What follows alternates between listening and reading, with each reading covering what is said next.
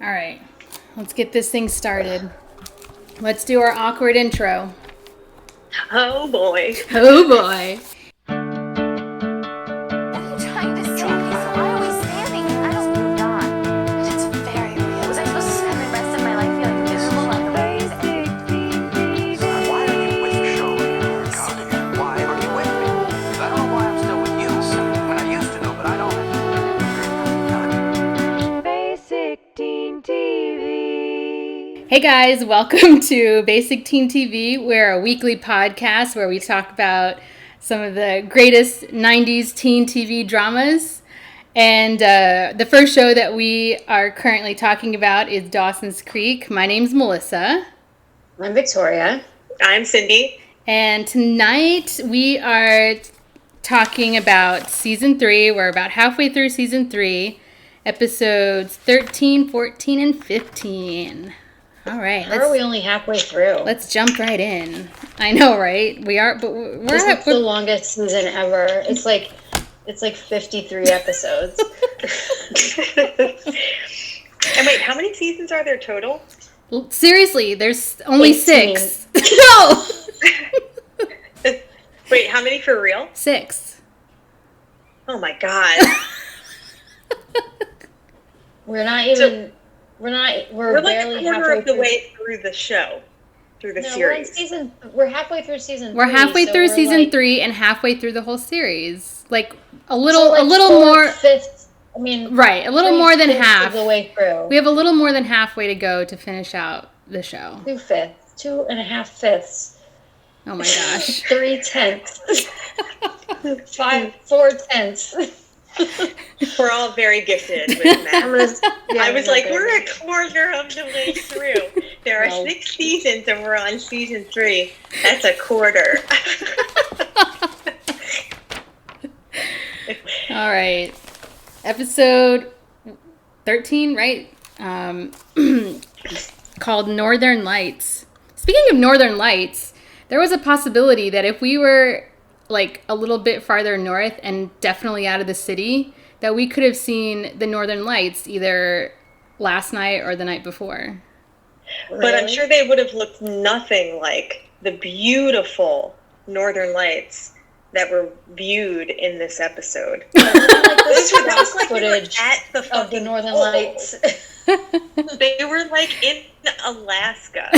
That's like Northern Lights in Alaska. Yeah, if you're like somewhere where there's like no ground light and you're like really close to the North Pole, and then And I mean we're also jumping places ahead, that have places that have polar night, which is 3 months out of the year. The sun doesn't rise in certain parts of the earth. That's where you get like really beautiful Aurora Borealis, Yeah. like the ones witnessed at Capeside in this episode. right? And when All I saw right. them, they were just like, "Ooh, neat." I would have lost. It was my shit. It was a little anticlimactic. Even the way that Joey describes it, like when they're watching it. We're getting ahead of ourselves, but No, this is a big part of this episode. Well, no, and it's I a- had a lot of problems with it. yeah, I mean, the Aurora Borealis is like the second main character of this episode.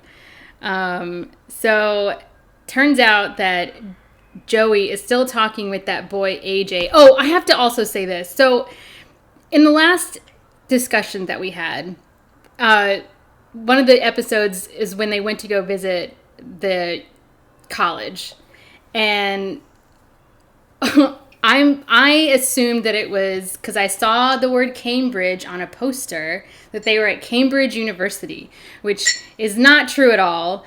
They were probably at Harvard, but I guess they couldn't use Harvard in the show, so they just called it Cambridge, because Cambridge University is actually in London, not in Boston, which again, I'm assuming is where they were. Well, and then Harvard is actually in Cambridge, Massachusetts. But none of us went to any Ivy League school, so none of us would know that. What are you talking about? I went to Columbia College University in Chicago. Okay, you ever heard of it? No.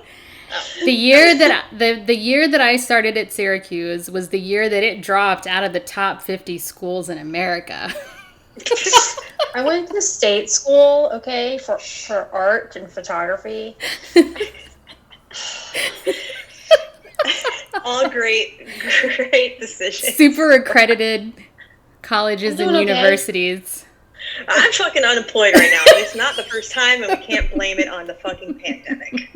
I work in advertising. It's okay. I'm all right. I turned out okay. I work in wrestling.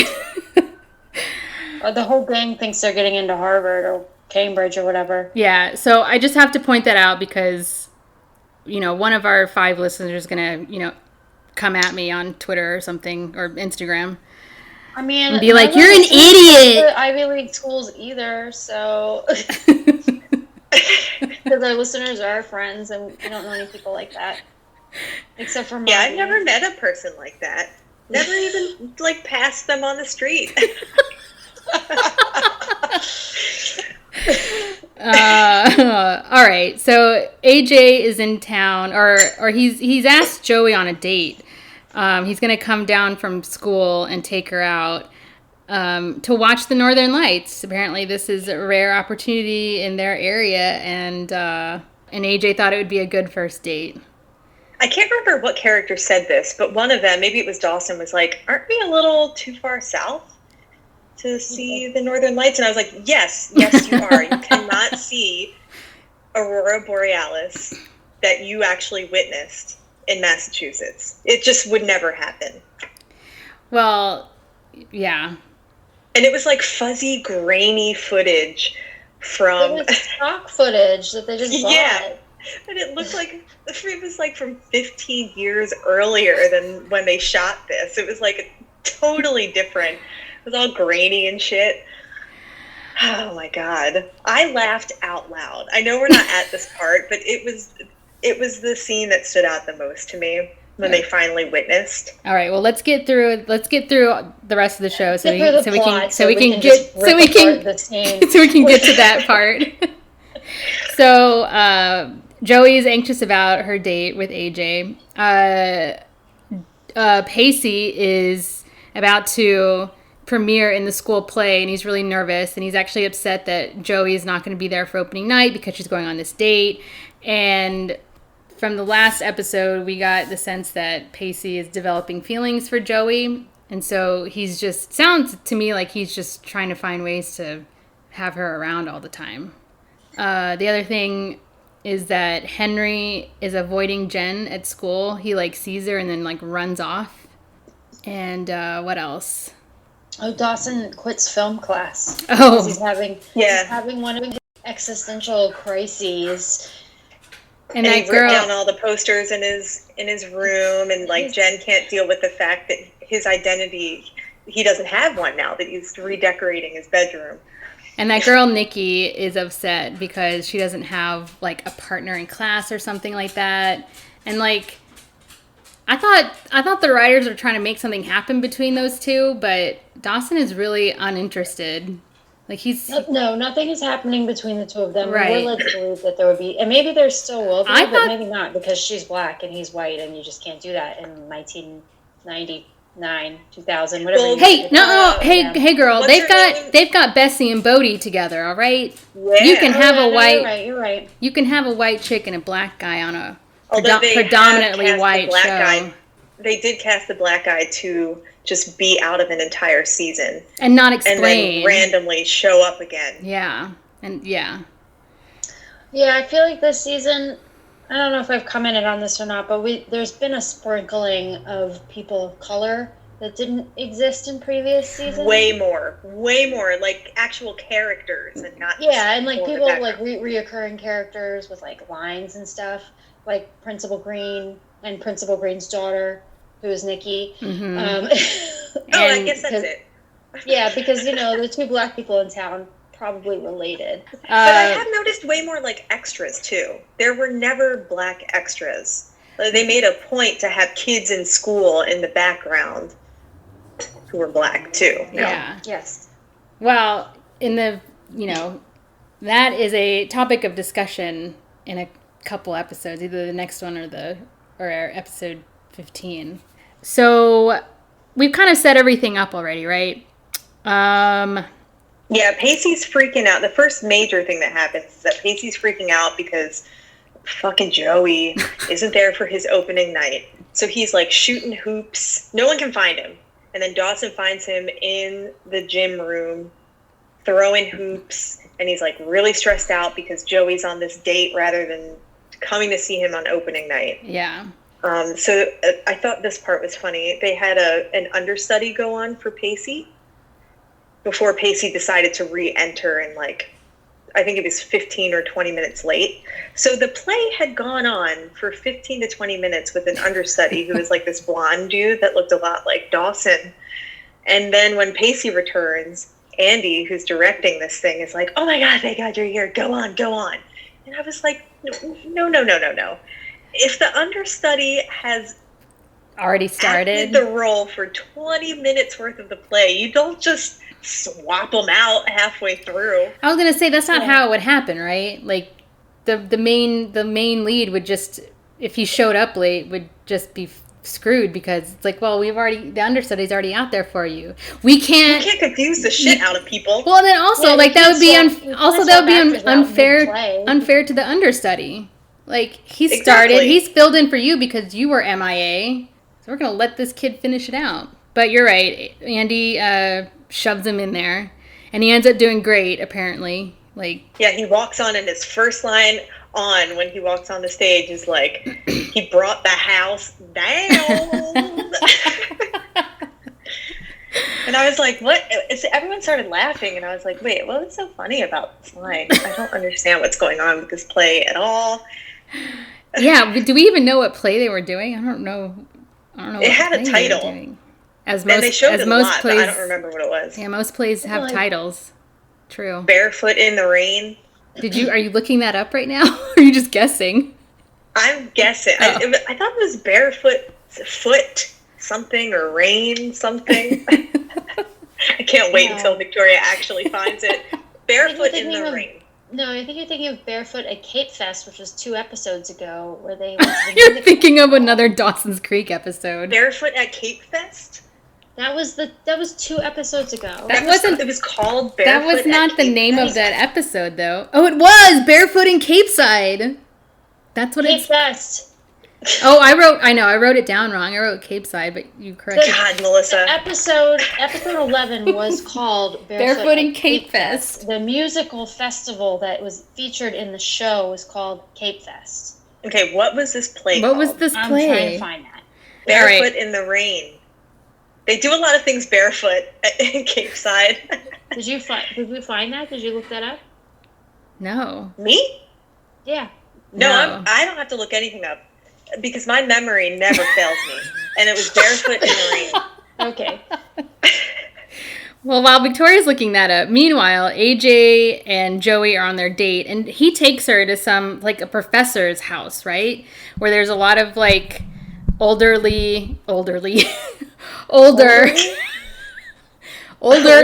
scholarly people. There we go. And and everyone starts to move inside because it starts to get cloudy. Because one of the important things is that if you're going to watch the Northern Lights in their area that they're in, it has to be an extremely clear night. So when it starts to get cloudy, everyone moves the party inside. And I thought for a second that AJ was like embarrassed to take her inside and like have Joey meet all of his like college people, friends, whatever, professors and stuff. So they take a walk along the beach. And then well, first, before they do that, sorry, didn't they have alcohol? There was like alcohol in they were really serving mead. Yeah. And then he dumps hers out. Yeah, he took her drink and dumped it out, and she's like, "What the hell?" And he's like, "Oh, you don't need that. It's not good." And then he makes. For me, that was already red flag number 1. Don't buy a girl a drink and then get your hands off my goddamn drink. Don't touch my fucking mead mug, all right? My mead mug. Paws off my mead mug. And so instead of going inside, he suggests that they take a walk on the beach And so they're walking and they're talking, and I don't remember what they say to each other. I guess they're talking about like life and stuff, and like basically Joey's same sob story all the time about her family and her lack of, I guess, resources. Like because she's not rich and she's, but she's smart and like, but what is she gonna do to get into a good college, and would a good college even take her? I mean, honestly, I can't remember what she said. But then it doesn't matter. She's always rambling. Garbage. Well, so yeah, I guess what this leads to is that AJ leans in for a kiss, and it freaks her out. And then she all of a sudden is like, oh, I gotta go. I just like realized I have to be somewhere. I have to like, what did she? She didn't tell him the full story. Can we talk about what he said before he leaned in for the kiss? Okay. So they were talking about Aurora Borealis and what it is actually. And he was talking about how it's actually charged particles that are attracted to the Earth's atmosphere. And he said, what did she say in response to that? Something about, I don't remember. But he said, think about it from the charged particles point of view. Completely attracted to something, unable to resist.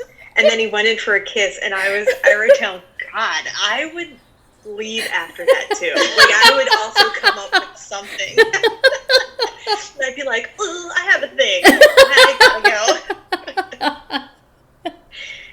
Yeah, that was cheesy as fuck. Yeah. All of the romantic moments are pretty cheesy. I mean, obviously things that don't happen in real life. So Joey freaks out and she's like, oh my gosh, I have a thing. Rightfully so. I gotta go. And so by this point, the play's over and they're at the after party for the play. Victoria, did you find the name of the play? Yes, the play is called Barefoot in the Park. Barefoot in the Park. So close. In the Wait. I thought it was so it's a 1967 film starring Robert Redford and Jane Fonda. Paul, a conservative young lawyer, marries vivacious Corey.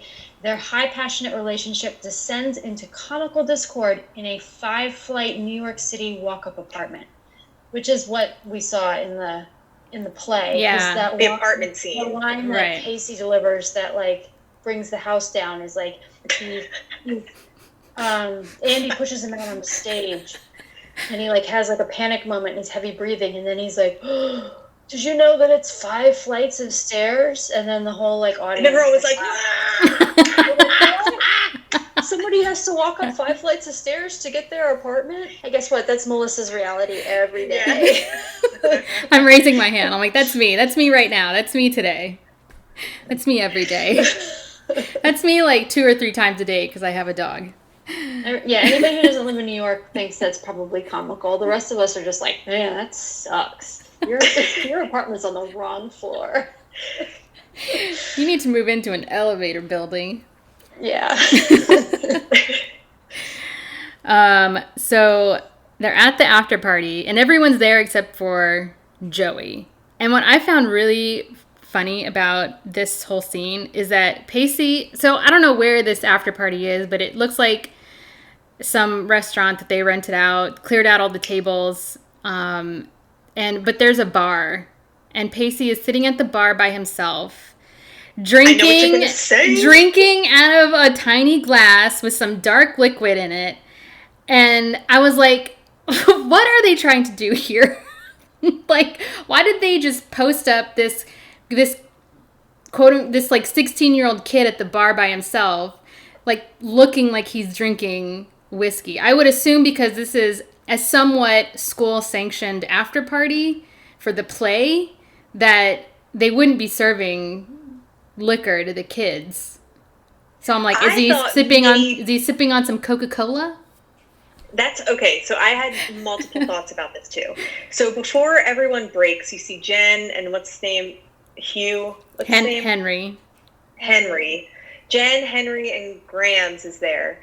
And Jen sees Pacey at the bar, and she's like, why don't you guys go get some punch, and I'll be right back. So I was like, oh, okay, so this is a school event, so I guess they have a big punch bowl for everyone who attended.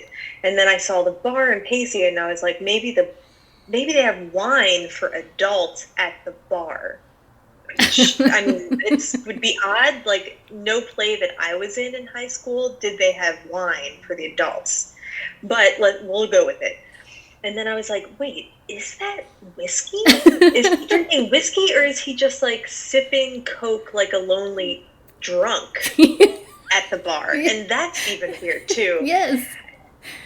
It was very bizarre. It was either wine or whiskey, I think is what it was supposed to be. And then Joey does come back later, and she's also drinking the same colored liquid from a plastic cup. Okay. I mean, His whole, like, body language at the bar. I know, just yes. lonely, That's what drunk, he, yes. just, like, depressed. I feel Like, the writers, he's like the- writers didn't know how else to portray, like, what he was feeling. Like feeling, like, solemn over a woman.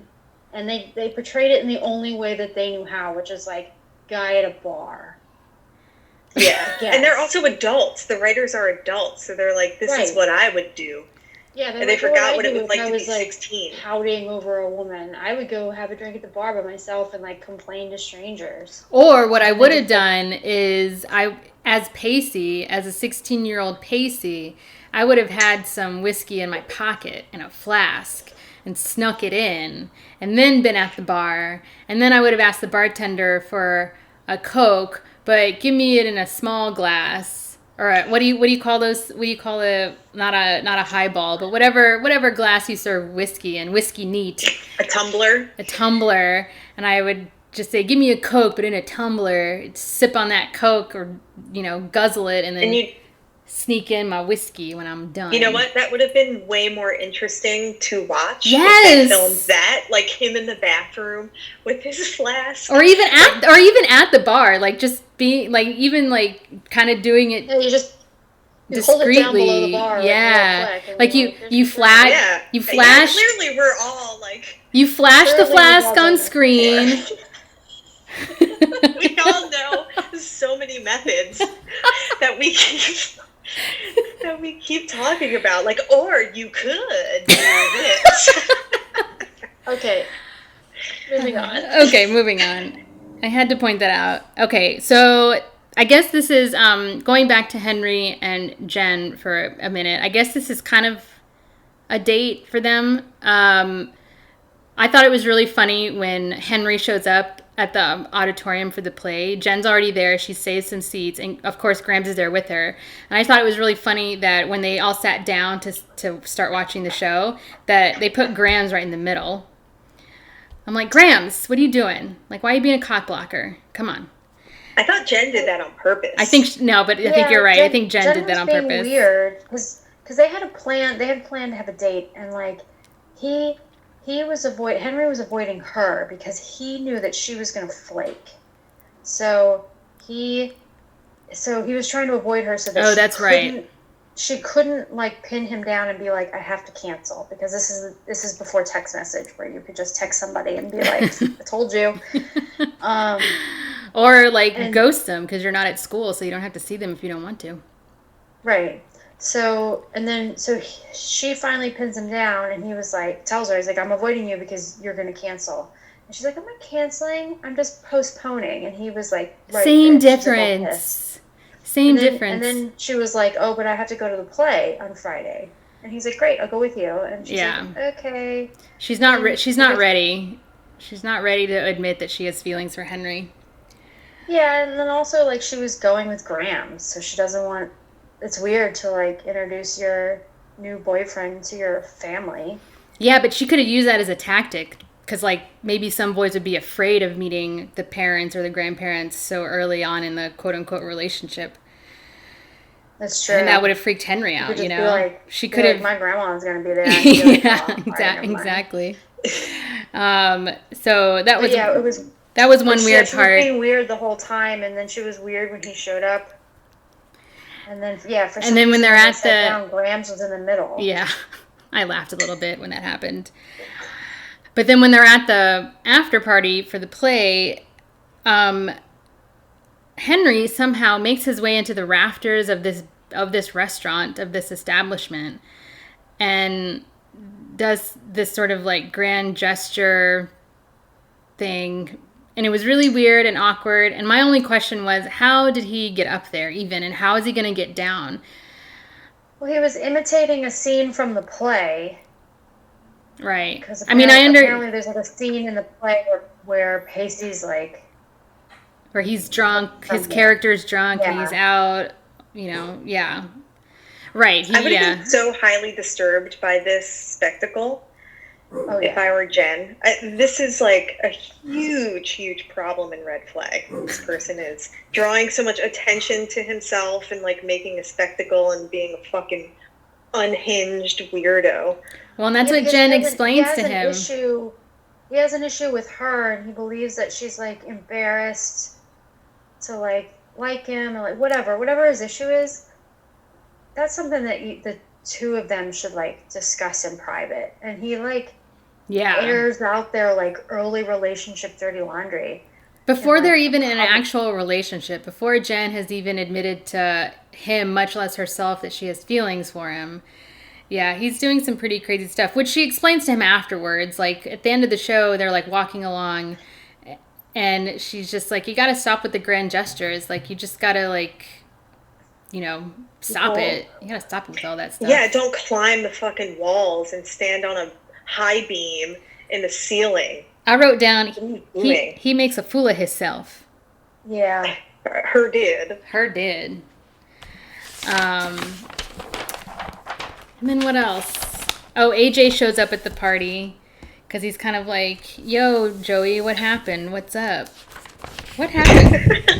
Why did you run off all of a sudden? Yeah, what After my charged particle talk. what was the resolution to that? Because all I wrote down was that AJ comes back to try and salvage the date, but then I didn't write anything after that. They went for a walk after that, and then Joey explained to him what's going on, and she's like, you're just so smart. And I have a little quote here, and she's like, most things that you talk about, I don't even understand. And I wrote, lol. So she feels that he's like really smart, and I guess it's overwhelming or whatever. I would never fucking say that to a man. So I guess based on that, we can assume that AJ is out of the picture, right? He's not going to be a thing anymore. No, I assume they sort of 19. resolved it. What? I mean, they just talked about it, the misunderstanding that happened. And they still were like, they seemed cool with each other. She was like, I just felt overwhelmed because you're so smart, and everyone that you surround yourself with is so smart, and most of the things that you talk about, I don't even understand.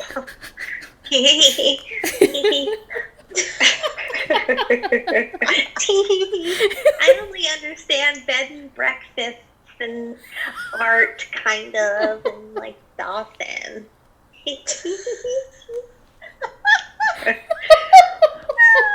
I've never even heard of stars or like the sky.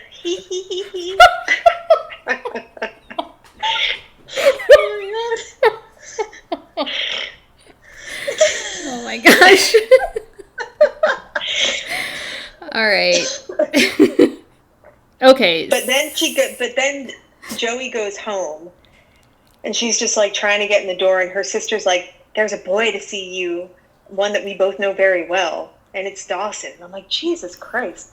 There are just so many men who are showing up randomly to see Joey, of all stupid idiot human beings. Such a sourpuss about it all the time, She too. is. She does nothing but complain. I used to like Joey, but recently she's gotten real bitter, and all she does is like criticize everybody for every little thing. And I'm like, bitch, chillax. I told y'all. I hated Joey from the start. I could see it coming. I hated her whole dude, her whole vibe. She's like, what are you doing here? Yeah. Why are we even sitting here? What is this thing called that we're sitting in? And A chair? even I didn't even know that. And then all of a sudden the Northern Lights happen, and even that, she's like, this is just so typical that I'd be here with you for this moment. I know. I'm I was like, like, bitch, you're seeing an damn. Alaskan Aurora Borealis. God, relax. And Dawson was like, is that a bad thing? And then she's like, no. just typical, or something like that. But like, even still, like typical, like that's pretty. If I were Dawson, I'd be offended. I'd be like, I'm out. I'm leaving. Bye, Felicia. Me too. We're not friends anymore. We're not friends anymore. All right, like we're witnessing something that's physically impossible based on our geographic location, and we're sitting here witnessing it together as friends. And this is how you're going to act right now? I'm out. She's being like a fucking sourpuss. Nah. Dawson. Sourpuss. We're literally witnessing a miracle together. This is how you going to act? It's like, whatever. It's charged particles in the sky. I learned that today. It's like the one thing I know now. It's like, I know something, and I'm going to repeat it. And fuck you, Dawson. You, here, lawn chair. Ugh. Well, so that's how that episode ends. Y'all want to talk about the really terrible stock footage of the Northern Lights that they injected into the show? Weirdly bad stock footage of the Northern Lights, and they panned to it, and I feel like it was also at double speed, because it was like really moving and shimmering like really fast, and I was like, whoa. And like, it didn't match whatever film techniques they were. I don't know. They were probably still shooting on film. Yeah, it was like a different like. Well, it looked like it was shot 15 years earlier. Yeah, it was some weird like as soon as they panned to it, I was like, where did they get this footage? Does not match anything. No, and I think they cut to it twice. They cut to the Northern Lights and then cut to Dawson and Joey. Back to the Northern Lights, and they did it so many times. I was like, guys, I mean, that's probably. You have to know this looks terrible. Well, they might have thought that if they cut back and forth so much that people wouldn't notice. Yeah, they wouldn't notice how bad also, it there was like was. More of a reminder. In the 90s watching this, so like nobody was like paying attention to like film quality or. I mean, especially the whatever. like high schoolers like myself who were watching it at the time. Like, yeah, nobody picked up on like the different like frame rate speeds. And they probably thought it was like special effects too, and special effects were whack back then. Yeah. So it probably was just mimicked everything we ever saw on TV that involved special effects. So yeah. I mean, it's just like par for the course. I mean, that whole scene is just a sign of the technological times at that point. You know, they could only do so much, I guess. That's where the technology was as far as film editing goes.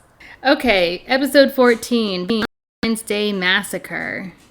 So the show opens up with Dawson trying to teach Joey how to drive a manual shift truck. And Pacey is in the bed of the truck. And those two start... Can you hear Murphy? Yeah, I just heard him shake. That's what you're giggling at. Dawson and Joey start arguing because she's a really shitty driver. And Pacey is in the bed of the truck. And he starts going off about like, oh, here we go again with you two kids fighting and stuff.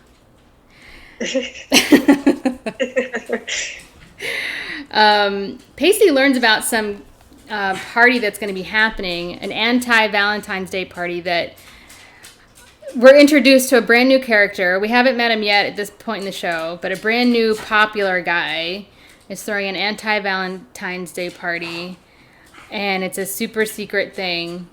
And Pacey's trying to convince Dawson to go.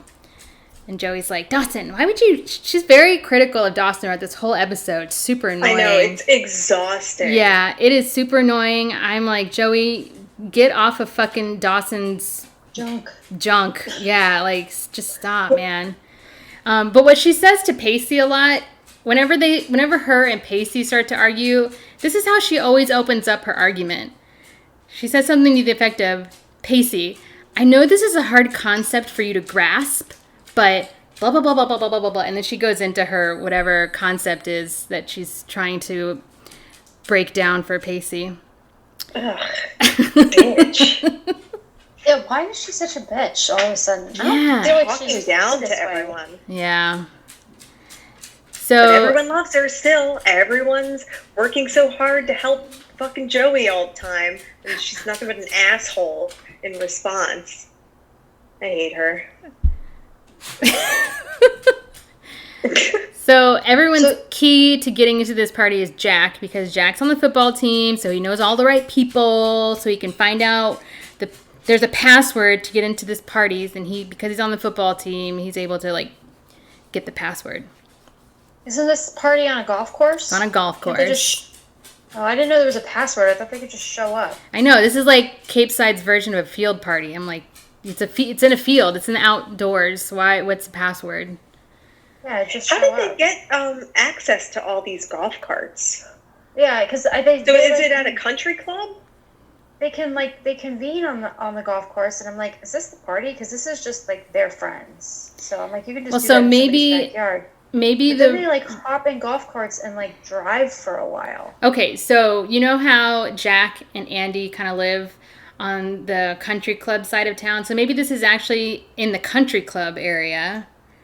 And okay, from experience, That would make sense because we learn later that this new jock, popular guy is rich, right? And so here's the thing with some country clubs is that because you're in this gated community and you know all of your neighbors and everyone knows everybody, and this happens even in my neighborhood in Dallas, and I do not live in a gated community, but because everyone knows everybody, everyone has their own golf cart.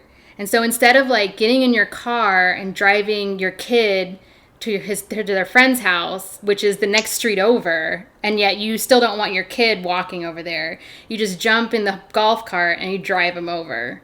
That sounds really fun. Yeah, so like there are a ton of people in my neighborhood in Dallas, a neighborhood that I grew up in, where a lot of the families have golf carts, and that's how they shuffle all the kids around throughout the neighborhood. So let's assume that they're in the country club, and each house has a golf cart of their own. I mean, granted, I think it sounds like they still stole it because none of them live in the country club area. So I don't know. They probably just stole them from the clubhouse. Okay, so they steal some golf carts, like 3 golf carts though. 3. If this were an actual country club, not in a community gated area, like my dad does security at a country club. Yeah, you And he just does bust security in and to steal make golf sure that carts. people don't get in and do this shit. I don't think they would have gotten very far in either scenario that we just laid out. Well, this is Capeside, and there's only one police station, and the only officer assigned to be on duty because he heard about this party is Deputy Doug. So there's only one cop who's seeing if this party's going to happen. Oh yeah, and Pacey, and he tries to divert at some point. He tells his brother that the party is on Witch Island. Oh, It's yeah. Like a fun little throwback to like 5 episodes To Witch ago. Island. Oh, it was I didn't really... even catch that. Cindy, did you catch this, though? When Pacey strides up to Deputy Doug's car, there is some very obvious R&B music playing. Yes. I thought for a second... That's the beginning of this episode, right? Well, yeah. Because I wrote down, here goes Pacey with the gay shit again. Yeah, well, no, yeah, it was after the cold open where Joey's learning to drive the truck, right? Yes, Pacey strides up to Deputy Doug's cop car, and he's blasting this R&B music. I thought for a second that it was the soundtrack to the show, because you've brought this up before, where they have used really inappropriate background music.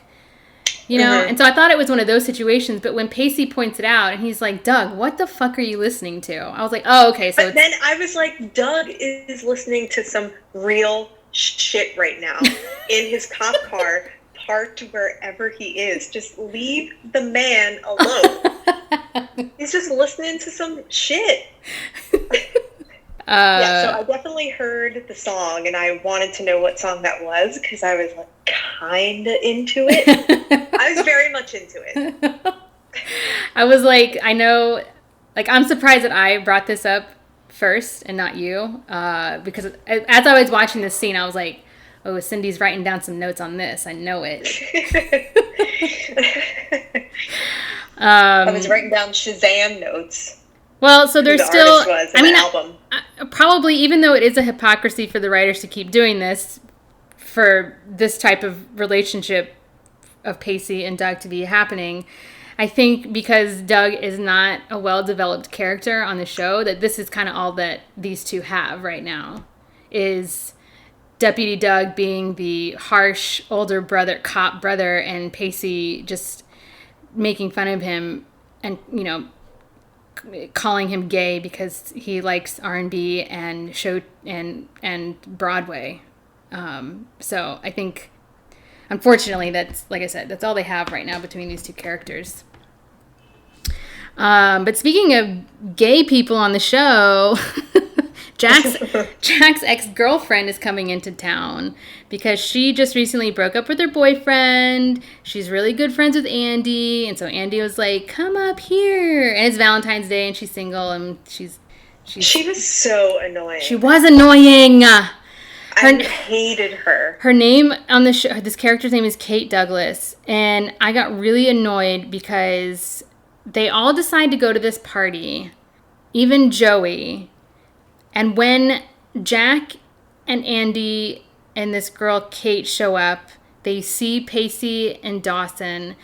And like one of the first things out of her mouth was like, "I just broke up with my boyfriend. I'm in a very emotional state right now. So like go easy on me," or something like that. I'm like, girl, TMI. Like no one wants to know any of it. No one cares. No one cares. We don't even know you. Like we just met you 5 seconds ago. Like what else is going on? Maybe she just knows herself and she knows she's going to have a few drinks and turn into a sloppy mess. So she's just like qualified it's a warning before that happens. Yeah.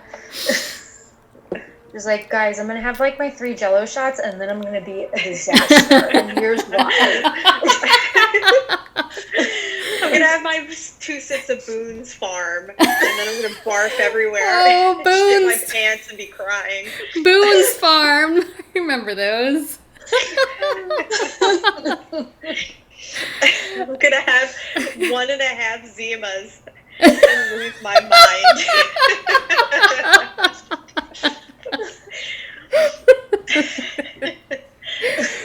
Oh man. So when all 3 of them are in the car, I guess like Andy's like driving them to the golf course in a car, and then they're gonna hop into golf carts after that. So while they're in the car, Jack finds this to be the right time to tell her that he's gay, because he kind of like gets upset with Andy that she invited her over this weekend because he's like, she doesn't know I'm gay, and like what if she wants to try and get back with me, and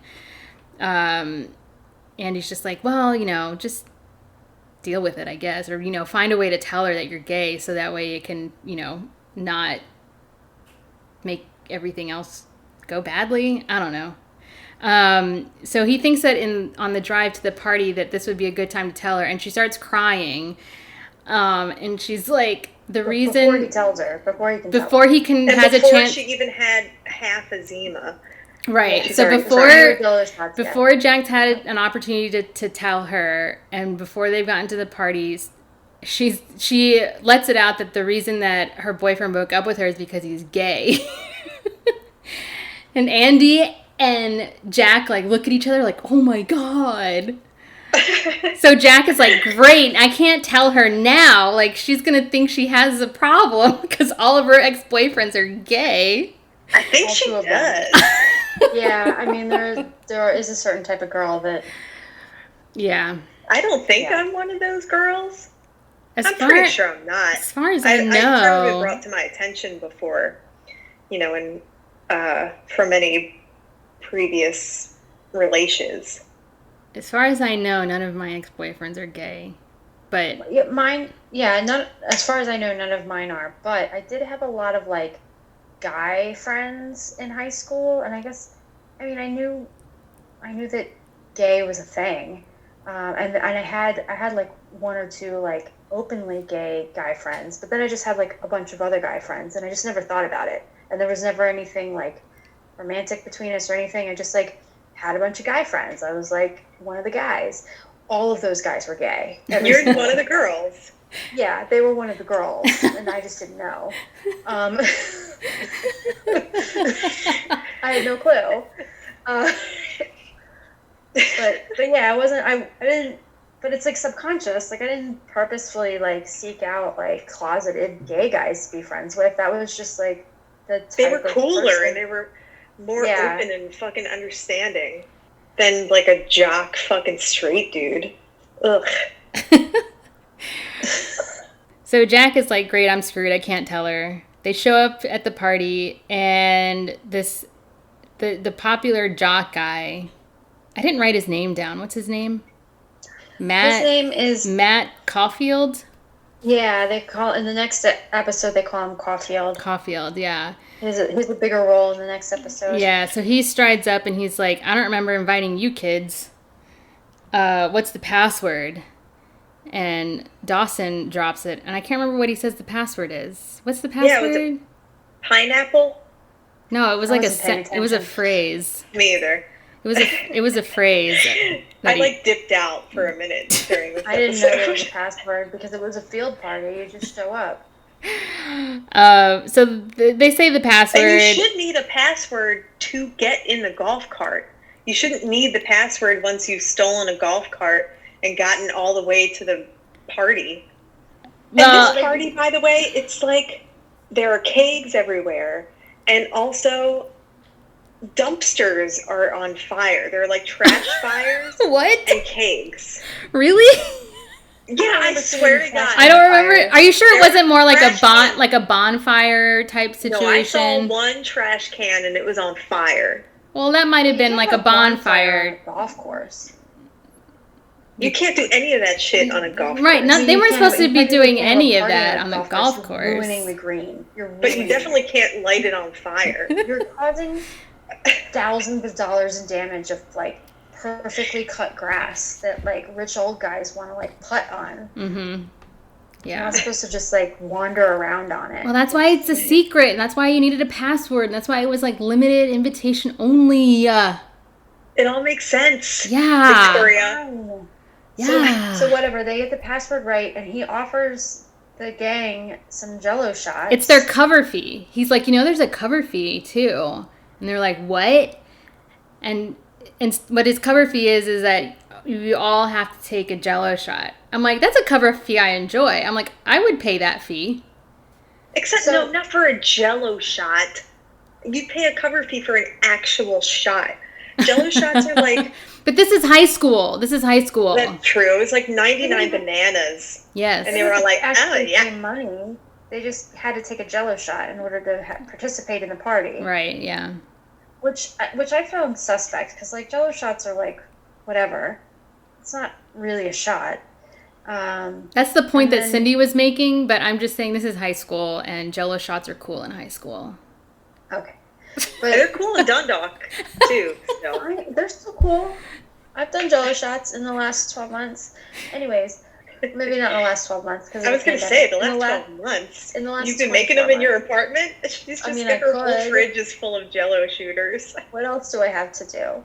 Oh, so speaking of Joey being super critical of biatch too, and I wrote this down, that Joey is being a party pooping biatch. She shames Dawson for taking the Jello shot. I'm like, girl, stop. I was getting so annoyed. I was like, oh, I hate wrote Joey. the same thing down. I think Me that was too. my breaking point. I was like, bitch, what is your fucking problem? You guys just like drove out to the rich side of town, stole golf carts, rode across the whole golf course, came up with the password, and now dude wants you to drink like a fucking quarter of an ounce of vodka that's like mixed with some strawberry jello. Fucking relax. That's what I wrote. It says relax. I just wrote She party. was like, no, I won't participate in such Yeah. juvenile, and then launches into a whole fucking speech, and I'm like, where do you think you are right now? You're at a fucking party. Oh, and she decides to go to the party to keep an eye on Dawson. Like, she said that was her reason for going. I'm like, Dawson doesn't need you to watch over him. Like, Yeah, it's gross. And she kept talking about his character. She's like, Yeah. this is totally against your character. yeah. Bitch, it's time to drop this friend. Yeah. She has gotten super critical and condescending. of everybody. Condescending Like, big what time. Yeah. is this like fucking beef that you have? And like, just I don't, chill the fuck out. You're not fun. She is no fun. She never was fun. I probably would have like gone crazy on Joey if I were Dawson at that point. Get a life. Leave me alone. And just actually get drunk. You know what I mean? Get drunk and have sex. Lighten up. Smoke some weed. Oh yeah, she could do for some weed. She needs to lighten the fuck up. She really does. I know she's got some like problems at home with money and her dad's in jail or whatever, but she needs to lighten up. She needs to lighten up. It's on her friends. I just let it go. So, you know, when Pacey and Dawson meet Kate, Jack's ex-girlfriend, and she like gives them too much information about her personal life, Pacey sees that as a sign that Dawson should hook up with her. And so that's Dawson's mission for the evening. And there's one scene where Kate is like mixing up some drinks, and Dawson was like, "Hey, take a walk with me." And she's like, "Okay," puts the drinks down, and then walks away. And I'm like, wait, you were just making drinks. Why did you walk away from those drinks you were just making? Yeah, take those drinks with you. Well, and then the next scene when they come back to them, they've got drinks in their hand. I'm like, where? They must have like turned. They must have turned back around. Like it wasn't. Yeah, they circled back for those. They circled back. It was. They didn't show this. They didn't show this in the show, but they must have like turned around and realized they forgot their drinks. But I'm like that's like a. It's like a continuity error. It's a continuity error. Thank you. Yeah. But that's the first thing I thought. I'm like, girl, you were just making some drinks. What'd you leave them on the table for? Someone's gonna take those. Don't forget your drinks. Don't forget your Zima. Don't forget your Boone's Farm, your Mike's Hard Lemonade. All the high school favorites. All those things that give me terrible heartburn now. Heartburn and like the shits. Yeah. I just like can't drink. I can't drink a whole night's worth of sugar. Right. I just can't. It's like headache, Yeah. shits. I don't get heartburn, but headache. No, and yeah, shits. just like the worst hangover, and yeah, probably some bad poops. Actually, I never even went through that phase. Okay, I didn't drink in high school, but in college, that's when I was experimenting. And I never did, I mean, I'm sure it was at parties and shit, but I just went straight from never having consumed alcohol to tequila. I mean, I was drinking like vodka cranberries. I was doing vodka cranberry juice, and then I had this one, my friend in college, we had this drink that we called, it was like named after Aretha Franklin, and we gave it like some sort of clever name because we loved Aretha Franklin, and it was, just thinking about it grosses me out. But what I'm saying is all the drinks that I consumed in college, they were all liquor based. I never did like hard lemonade or malt beverages. Yeah, I never had that transition. I just like dove right in. Right, So yeah. What was the Aretha Franklin drink? it was vodka, and then a flavored vodka, like watermelon vodka. So two Or- types of vodka, regular vodka and a flavored vodka. Yeah, and then pomegranate liqueur, and then cranberry juice. Like a little splash of cranberry juice. That's disgusting. Even though all those things are like fruity things, I imagine it tasting like a bouquet of flowers. Like, but I mean, not Perfume. in a like a perfume. Yes, exactly. And we thought we were mixologists. Oh, well, I got started early. I mean, based on, I guess compared to y'all two, I started early. I started drinking when I was a junior in high school or a sophomore in high school. But even back then, I was already a late bloomer. Like, my friends were drinking in like freshman year, 8th grade. So I was already Kids are crazy. I was already a late bloomer to the drinking, and I got started the typical way that most high schoolers do. Like, I was sipping on some Boone's Farm and some White Zen, the easy stuff. And then I moved in, and then when Zima came around, I was like, ooh, this is great because it's clear, and that means it's probably You're not like, as... it's a game changer. It's probably Changer. it's not as sweet. You know, I wasn't ever really into the sweet stuff anyway, so Boone's Farm was always a little hard for me anyway to drink a lot of it. But so when Zima came around, I was like, ooh, yeah, Zima. That's exactly what my mom said when Zima came out. And then when you add the And Jolly... she was like 35, and she was like, Zima, yeah. Oh my god, was And your then mom when you- super sad when they discontinued Zima? Yes.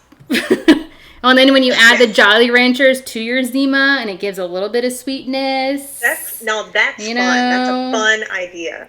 And then when I got into college is when I started drinking more of like mixed drinks. You think that your Aretha Franklin was gross?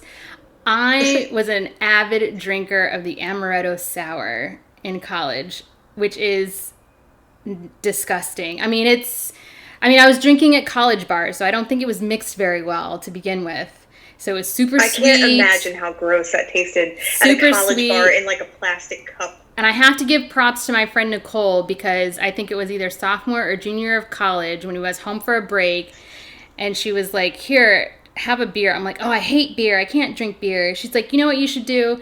She's like, just start with some Bud Light. Just drink Bud Light. Get acclimated to the taste. And then after that, you'll be able to drink any beer. So I have to like give her credit for like, even though I started with a low level beer, but it got me into drinking beer. And I love beer now. Thanks. It got me into my alcoholism with beer. I'm like, thanks, Nicole. So I think my drinking journey was pretty typical. Where were we? So back to the party.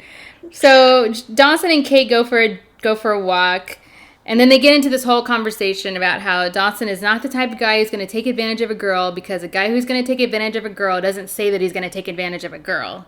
And Dawson's like, oh, why can't I just be like a dude who just like does dude stuff? I don't know. Yeah, he's like talking to the universe. He's talking to the Addresses universe. Yes, yeah. So Like, how can I be more of a misogynistic douchebag? Well, because she calls him out. She's like, "You're right." You know, she does. You're not going to do this and that, and he's like, "What? What makes you think that What I'm makes- not what going to makes you just think take that? advantage of you?" And she's like, "Because you fucking announced it Because you first." told me you're not. You. Yeah, she's like, if you were gonna rape me in the woods outside of a party, She's like, you "What would happened by have now?" raped me in the woods. So, I mean, this is well before consent culture. So she does tell him, she was like, if you want to be like the kind of guy that just like goes for what he wants, then like don't ask a girl if you can kiss her, just kiss her. I know, and you know what? Which So yeah, that would not fly now. right. I No, know. I was grossed out. Well, and it's funny too, By because that. that's exactly what I was thinking when I was watching that scene. I was like, that would not fly today in any fictional drama show. This is like an SUV waiting to happen. Yeah. SVU, golf not course in the SU, woods. not SUV, SVU, drunken Law and Order teenagers. SVU, waiting to happen. Yeah, and I was just like, and I had that awkward feeling. I was like, oh my god, I can't believe she's saying this stuff to him, because there's just, you can't do that now. No, and she's like teaching him some like really bad habits. Like, it's okay to just like go for what you want with women and don't ask first. Just go. Yeah, and don't even think about it. Just do it. Fucking Just Donald do Trump it. shit. Don't Yeah. ask. Grab him by the pussy. Go ahead and grab him by the pussy. You don't have to ask. They'll let you do it. Stop You're thinking rich. about it so much, man. Just do it. Just do it.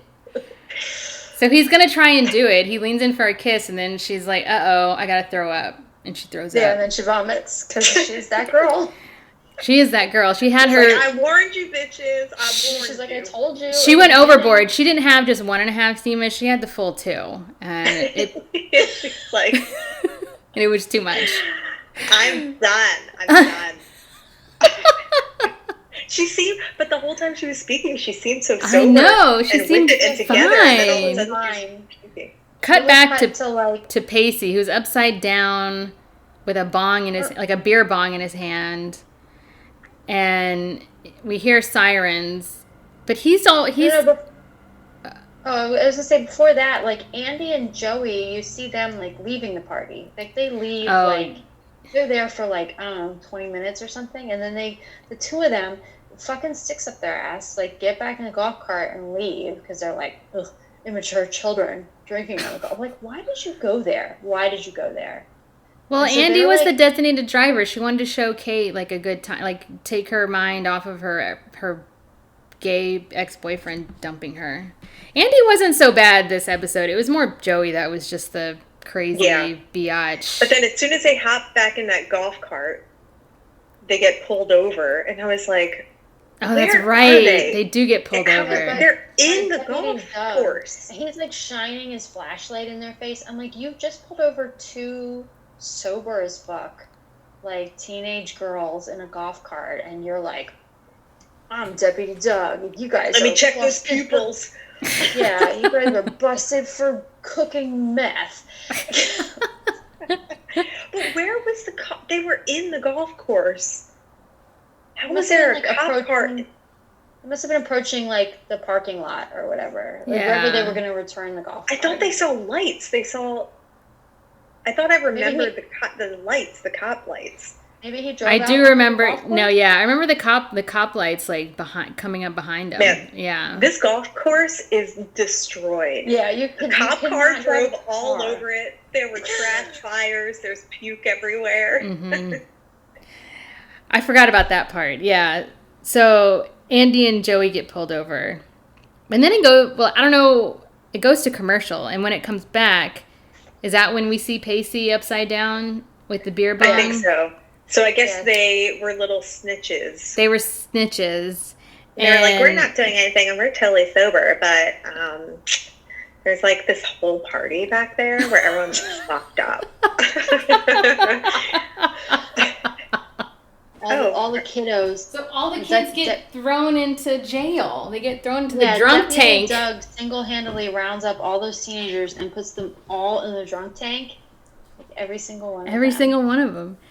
And of course, our 5, 6, 7 main characters conveniently get put into the same holding cell.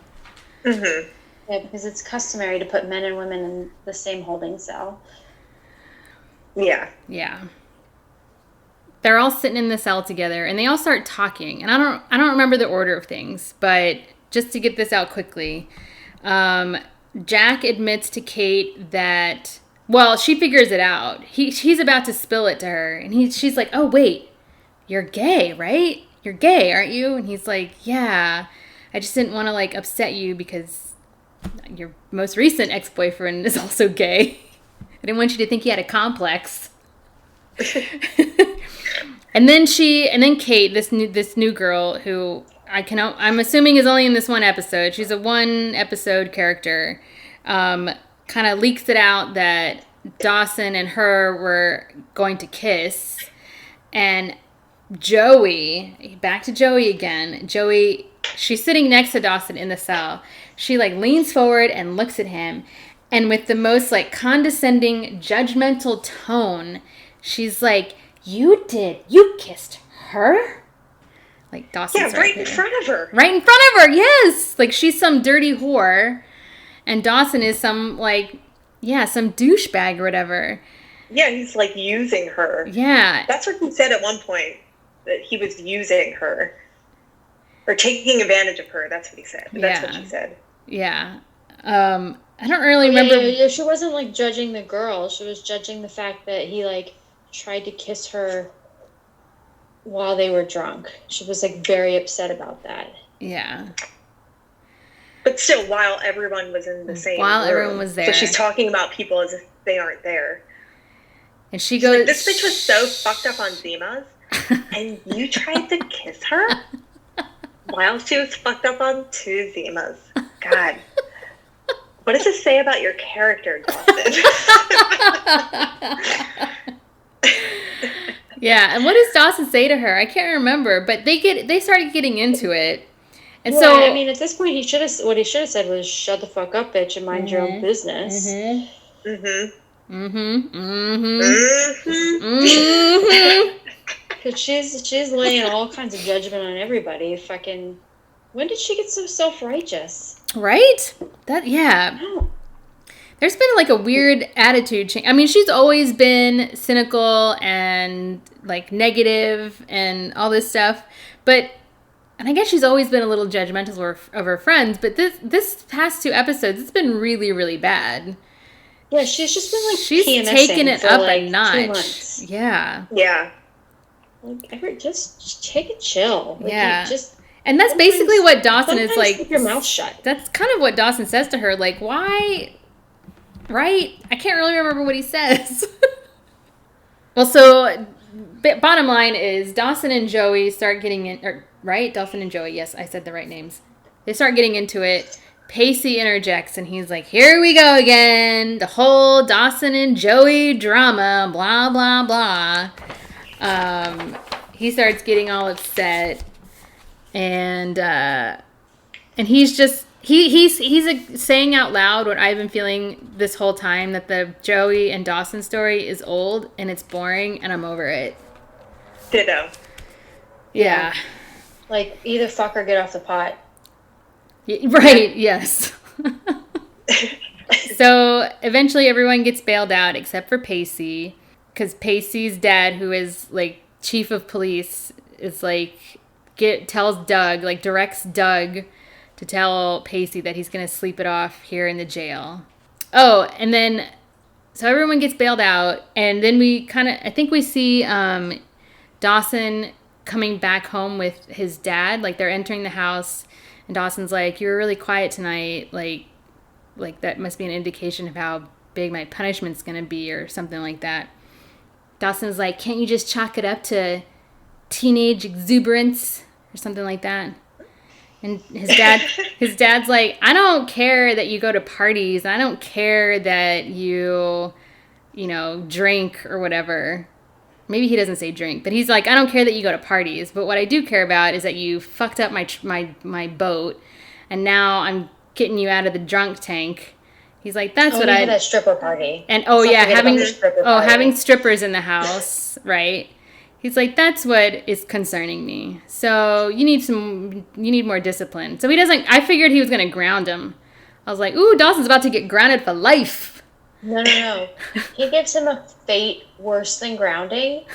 He tells him that his mother is opening a restaurant and that he needs to go work at the restaurant and do whatever it is she needs him to do.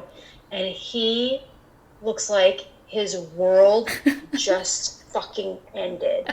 And yeah. I wrote down, "Oh no, a job? Spoiled brat." Yeah, guess what, Dawson? You're like 17 years old, and your dad wants you to get a job. No, they're all still 16. They've been 16 for like 2 seasons. All right, fine. You're 16. Still, get a fucking job. I had a job when I was 16. Get a fucking job. Me too. I worked at fucking PetSmart. Get a job. All right, I will admit, I didn't have a job until I was a senior in high school. So I was a spoiled brat too. So we forgot all about Henry and Jen. They go on their first official date, which is on Valentine's Day. So they both are putting a lot of pressure on themselves. Henry sold his blood twice in 48 hours to buy a ring for Jen. I was a little confused by this. I'm used to donating blood. I didn't think you could ever sell your blood. I thought you could sell your plasma, right? Yeah, but not your blood. So I didn't think that's what they meant, but they thought maybe too many kids wouldn't know what that meant, or they didn't, because when I was in school, I knew kids that sold their plasma, but it was always like gutter punks that like sold their plasma for like beer money, and so maybe they. Well, because I wrote it down too. I wrote down because I wasn't really paying attention, but I know that he was like pleading with the nurse to let him to give blood again. But when I was thinking about it, I'm like, wait, did he? I couldn't remember. Did he say blood or did he say plasma? And I wrote it down. I wrote blood/plasma because I was like, there's no way that they would have written that Henry was trying to sell his blood, because you don't do that. I mean, was there ever a time where you could sell your blood? That's what I'm thinking. Like, maybe they just said that because they didn't want to encourage kids to be like, oh, I can sell my plasma, because that's like kind of an unsavory thing to do. So then they were like, oh, they'll tell them that they can sell blood, and then when they go try to sell blood, they'll see that that's not a thing. I don't know. He ends up passing out at dinner.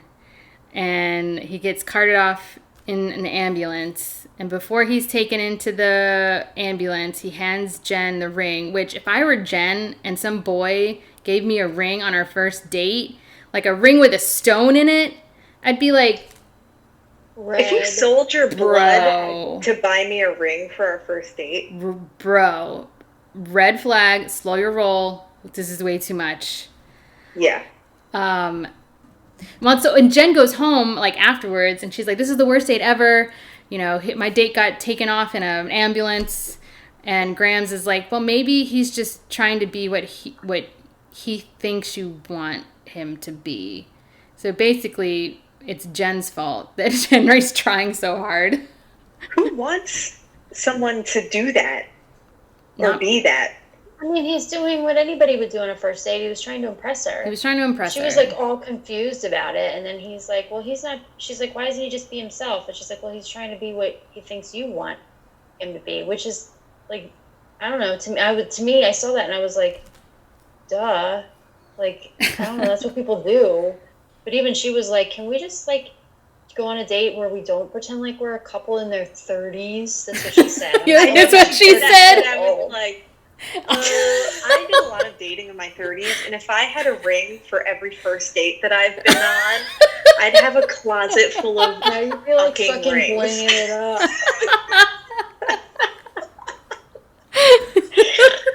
Can you imagine? Yeah. Every Tinder date you've ever been on, they bring you jewelry. Oh my god. Their whole storyline was boring to me because it was very typical. It was very, like, not typical, but just, like, stereotypical. Like, guy tries too hard, girls, like, stop.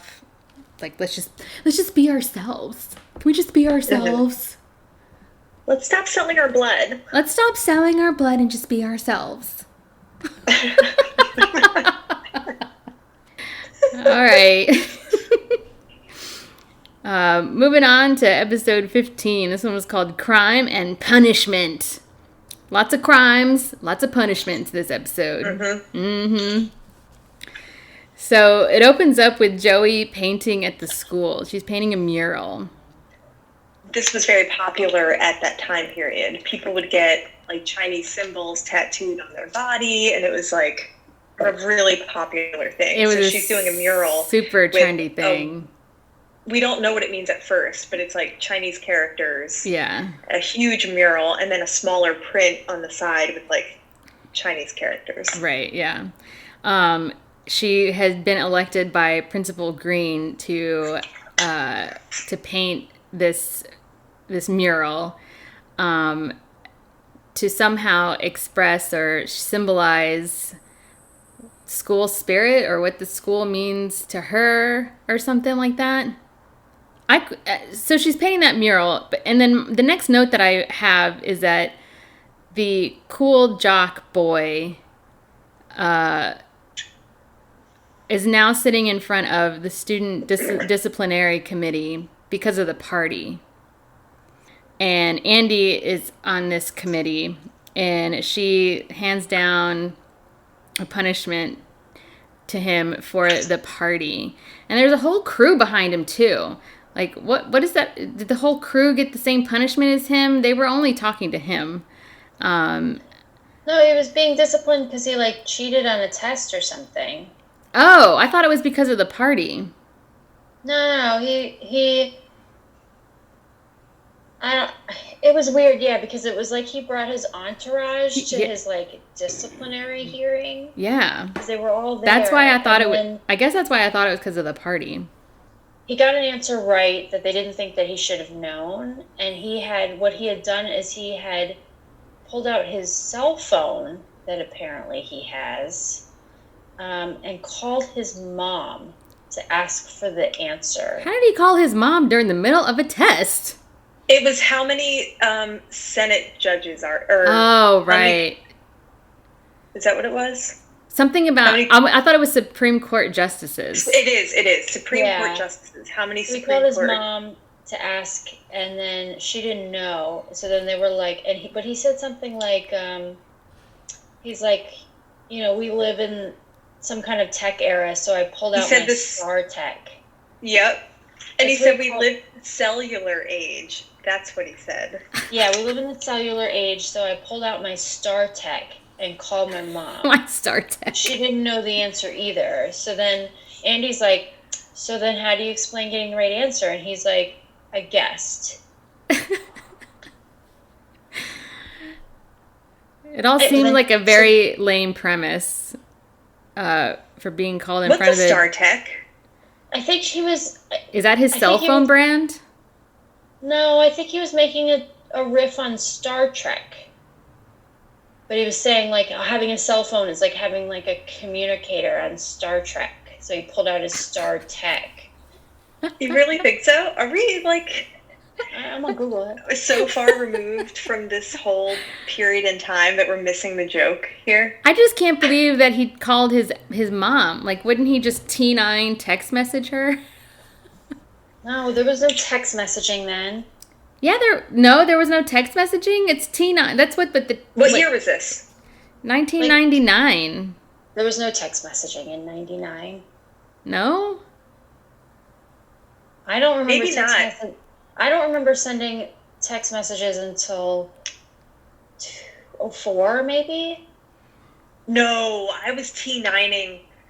I was Fucking T9ing. What do you- Come on, T9. T9 T9 is when you text only message? could use the numbers to text. So a cool thing that I guess I just don't even notice anymore is that the numbers still have letters. So one never had a letter.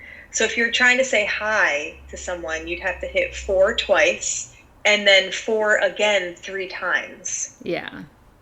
I'm still like wondering how this kid actually called his mom to ask her a question during the middle of a test. Well, we realized later in the episode that he's a rich kid, so apparently he's got some kind of fucking cell phone.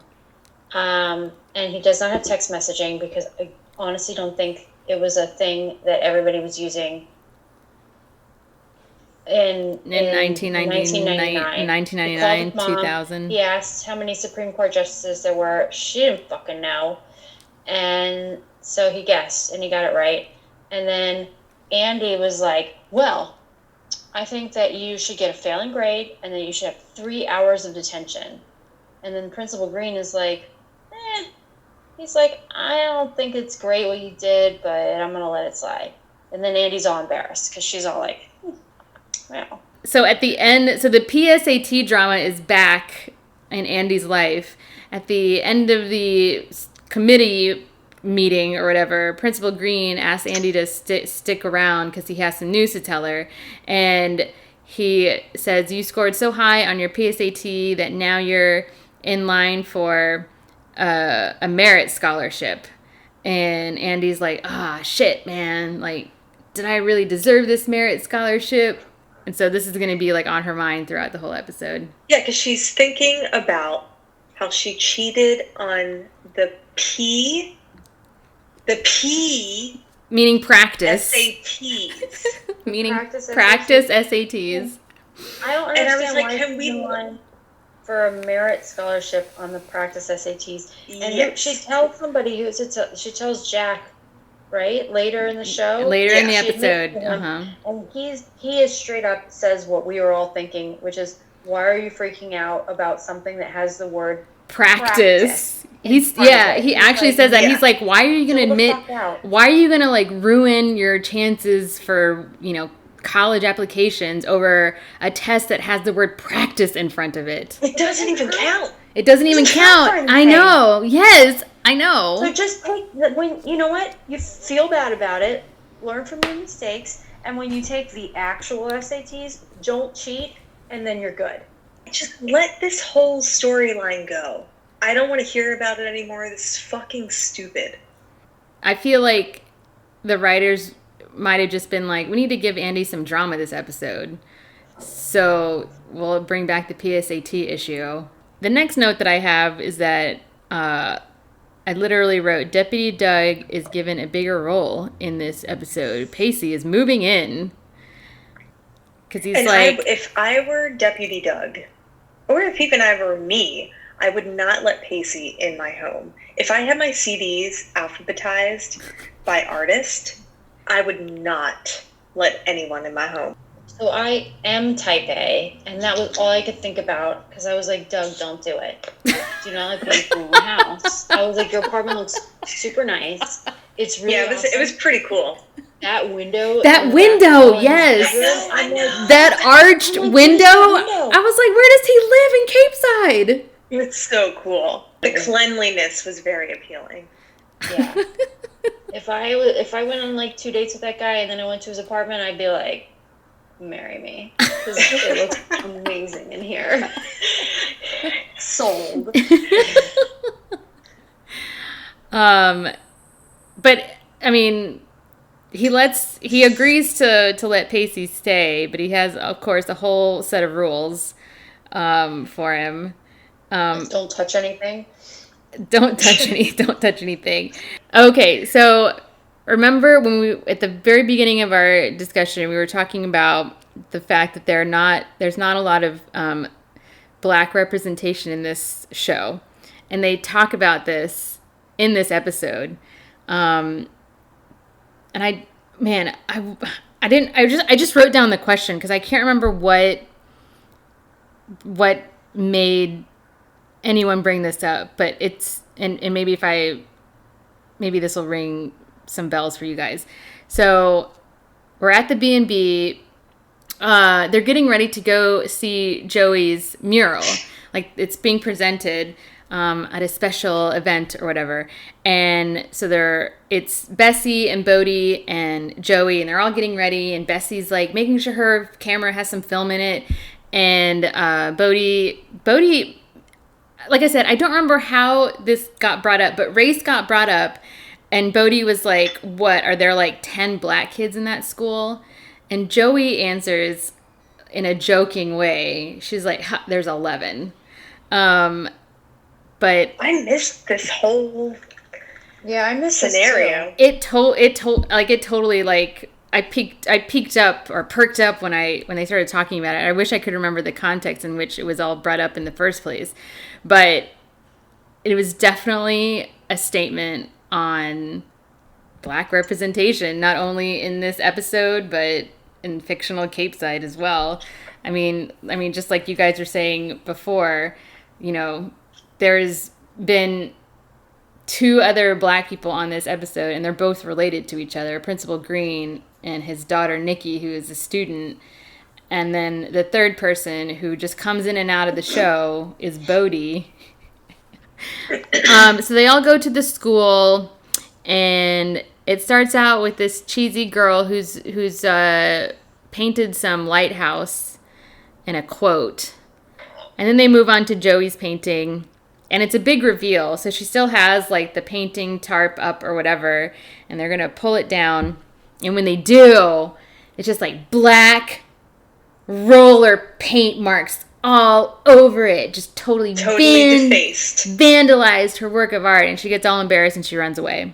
The mural is supposed to be about like inclusion or diversity or possibility, whatever. Possibility is the word.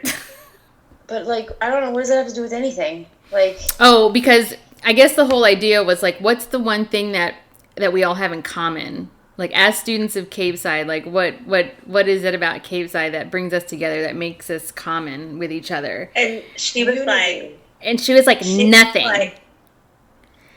like nothing. And she was like, I know I don't know anything about anything, but the one thing I do know is that when we were all little, we were taught that we could be anything that we wanted. And then as we got older and we entered into high school, all that we were met with was opposition. And we were told that we can't do that thing. So now I made a mural of a language that I don't even understand. And it's just one word: possibility. That's the one thing. Essentially what you said. That's the one thing we all have in common: that anything is possible. Anything is still possible, even though we're told that it's not. I mean, so like, can't you represent that in another way besides using a language you don't understand? You just found some characters on... Yeah, instead of some, like, cultural appropriation. Exactly, that you don't have any idea what the fuck you're doing. She probably got that tattooed on, like, that's her tramp stamp. What does this have to do with, like, school spirit or whatever that they're supposed to be doing? Yeah, I understand why it was defaced.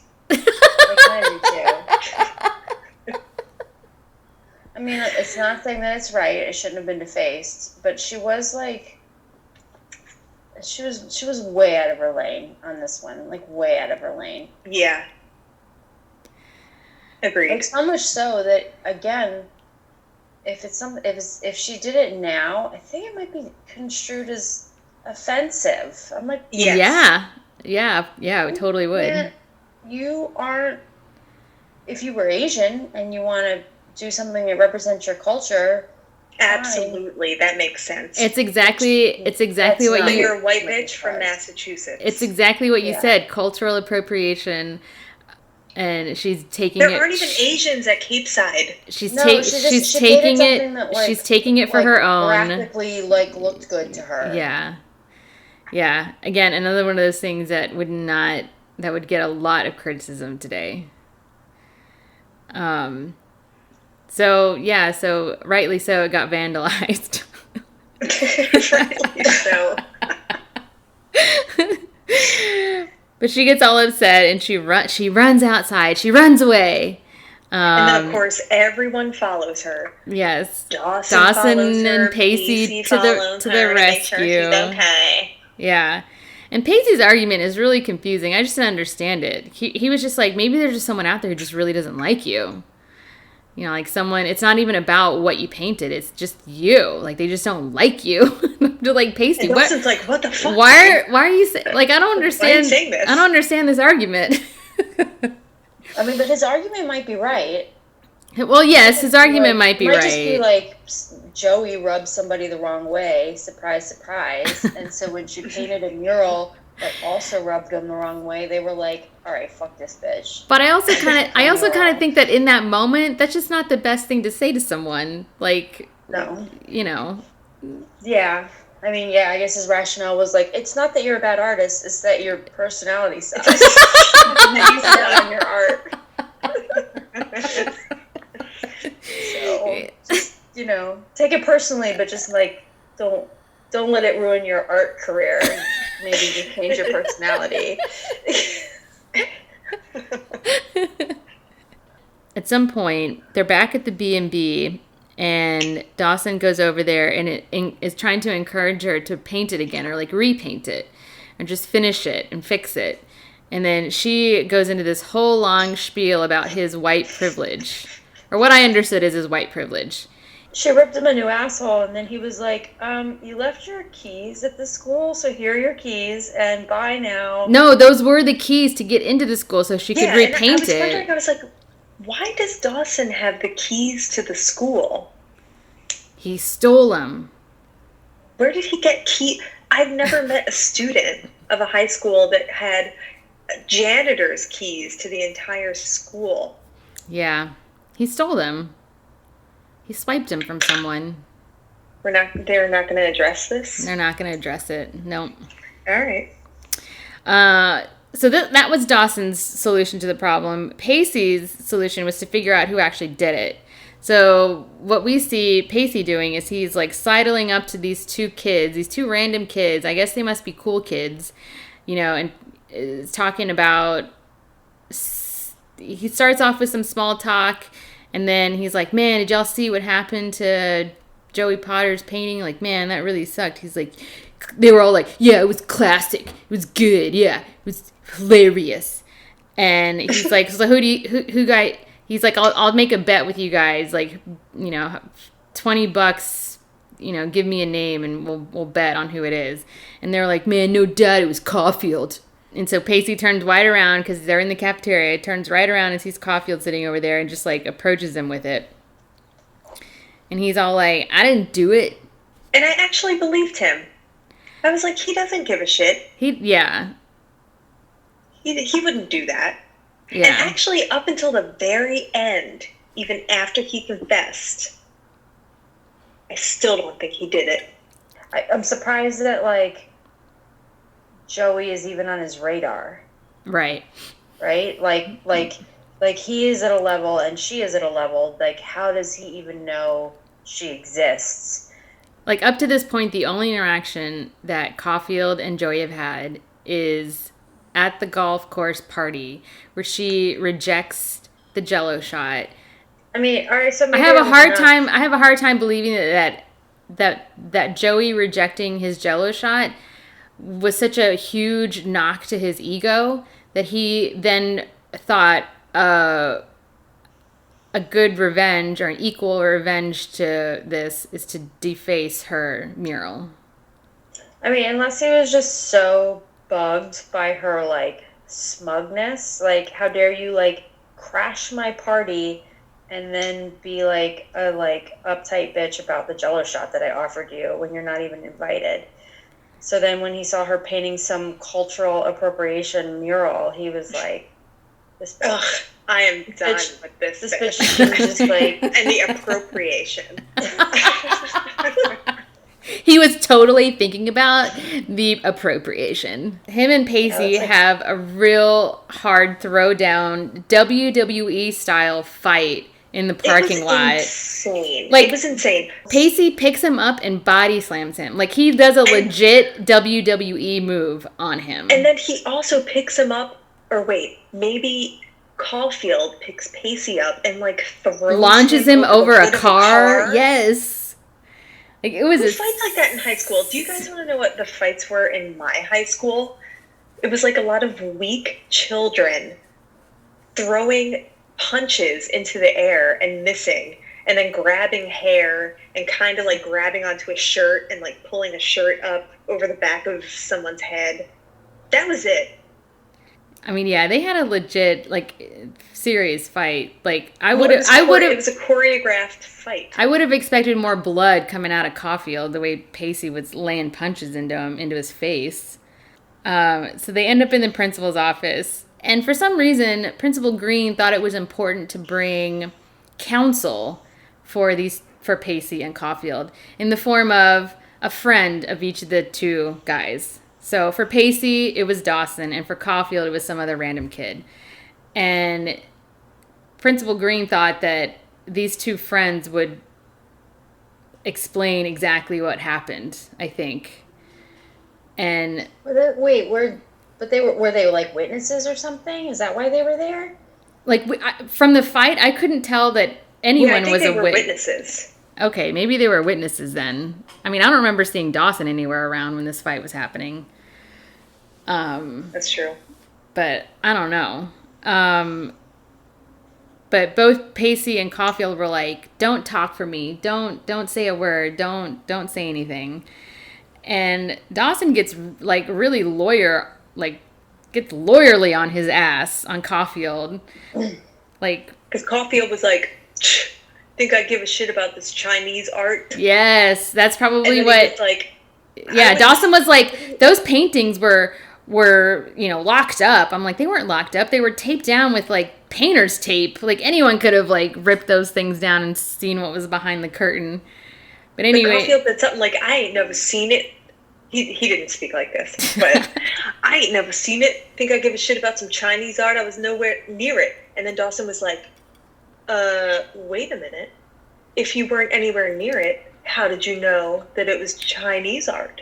And then Principal Green was like, well, that's a very good question. And then they were all like, oh, ooh. you just ratted yourself out. Busted. And then, Busted. and then Caulfield gets even more offensive, and I wrote it down. He says, quote unquote, "I'm white and I'm rich. That's all I need." I was like, ooh, he's saying that to a black principal? But you know what? At least he has awareness enough to realize his privilege. Yeah. You know if what? we I want- like Caulfield. You like him? He's a fucking dick. That guy's a dick. He has awareness. We can draw a lot of lines toward from the 90s to now and what would fly and what wouldn't. But he yeah, as far as like white privilege, he's like, I got it. Yeah. He's like, I'm not worried about. I got that whatever white this bullshit privilege is, in I'm not worried about spades, it yo. because I'm rich and white. Yeah, I don't have to worry about it. Oh man. Awareness. Doesn't apply to Principal Green though. I think we're gonna see the hammer come down. Yeah, we're He's just gonna get expelled and then we'll never see him again. But you know what? We've only seen him for 2 episodes. Like, oh well, that's actually the punishment that Principal Green gives him is like that you're expelled for the rest of the year, and Caulfield is like says something to the effect of like, you know, my dad's gonna have something to say yeah, about my dad's this. gonna have something to say about this. Because Principal Green says something like, oh, don't worry, your father will know exactly all about this. So I guess we'll see more of Caulfield, right? Yeah, and I guess it depends on whether his father's as big of a douchebag as he is. Which he probably will is. be. Yeah, he probably will be. Like whose side he'll take, whether he'll like discipline his son or be like, no, my son should be allowed to do whatever the fuck he wants. My prediction is that he'll say my son should be able to do whatever he wants. Yeah, that's gonna be my douchebags raise douchebags. right. Yeah. Especially when money's involved. Yep. Yeah. Yep. People think that the rules don't apply to them Yep. because they're rich and white. Yep. Yeah. Fuck that guy. Cindy likes Well, Cindy I likes just him. respect his awareness.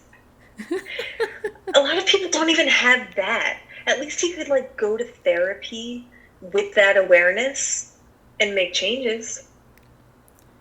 No. He's not gonna change. Yeah, he doesn't have that kind of like self-introspectiveness. Also, I mean, that mural was stupid though. It was a bad mural. Also, Caulfield has the attitude of like, I like the fact that I'm rich and white. So Yeah, he revels in it. so he's not gonna be willing to change. He doesn't think he doesn't think he has a problem. Yeah, he thinks he has an advantage, and he does. And he does. And he was born in a privilege, and he's gonna take full advantage of that privilege. yeah, and he's happy about it. Yeah. So, But even after all that, I still don't think he did it. oh, we're kind of back in the disciplinary committee. Oh, well, so that's the other thing too is Andy has resigned from the disciplinary committee, but we're back there because now Pacey's in front of the committee because of the fight, right? And Dawson is outside, like waiting for Pacey to come out, and Joey shows up. And she admits she's learned at this point. She's learned that Dawson at the beginning of this season that Dawson has asked Pacey to keep an eye on Joey because they had just broken up and they really couldn't be friends at the time. And so Joey confronts Dawson. And Dawson's like, "Why are you casting aspersions on people who just care about you?" Yeah, so like, well, I guess when like Joey and Dawson weren't like hanging out all the time, then like Dawson recruited Pacey to like babysit her, and that's why they were hanging out. Yeah, which is weird. Like, who does that? That is like, weird. Well, I don't want to hang out with this friend anymore, so you hang out with her instead. Well, because they had just broken up and they weren't really friends at the time. So Dawson's like, I can't pretend to be Andy's friend right now, or I can't be around her because we just broke up. You know, would you just like do me a favor and just make sure she's gonna be okay or whatever? And Joey's all like, I don't need a babysitter, Dawson. I didn't need that. But you do. So I'm going to go to every house party with you and make sure that you don't drink or kiss anyone. I hate her. So Joey's like, oh, Dawson. I mean, she doesn't say this out loud, but she starts to think that Dawson may be right. She's like, okay.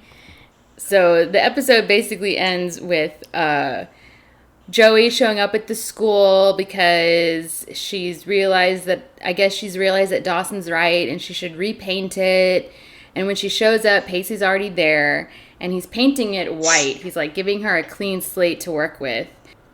And so I guess this is like they're kind of mending their friendship. And then Dawson like comes out of some classroom.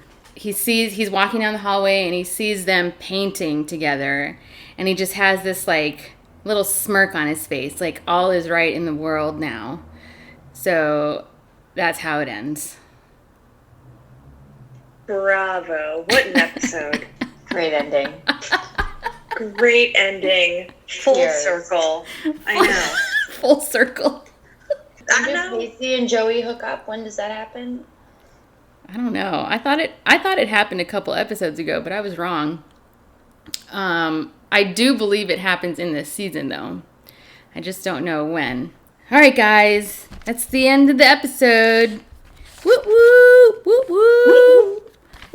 Next week, we're going to be talking about episodes 16, 17, and 18. Are you guys excited? right. I know you guys are excited. All right. Only 800 more episodes to go. Right? I can't wait. Only 1,000 more episodes to go, guys. Only 1 million more episodes to go. And I love every minute of it. Don't forget, we're on Instagram at Basic Teen TV. We got a website called basicteentvpodcast.com. It's super I'm long. glad you remembered what the website was called. I thought you were going to forget for a I had to think about it. something.com. I mean, all you really need to remember is Instagram. Who uses websites anymore? All right, guys. Good show. Good show, yo. Good show, yo. Bye. Bye. Bye.